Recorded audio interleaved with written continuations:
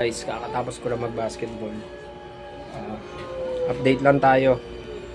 Sa tinagal-tagal kong gumagawa ng Calan-Dius oil, ito lang yung pinaka-perfect na nagawa ko. Siguro mas mapapaganda ko pa ito pagdating ng panahon. Ito lang yung nag-blue flame talaga. Lagyan muna natin ng oil.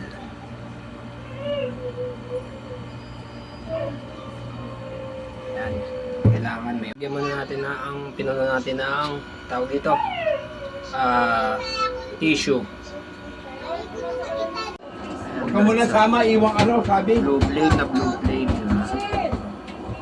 Hindi na mag-ano yung kalan. Hindi na mangingitim yung kalan ko dyan. Ano luto mo?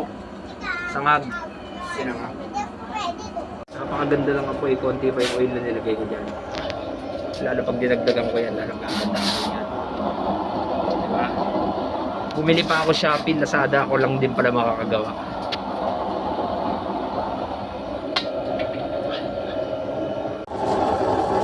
Grabe, Lods, oh. Ayun ako yun. Tipid to sa mga nagpapakulo. Mga pares. Ha? Grabe, ako yung Lods, oh. Ha? Blue flame.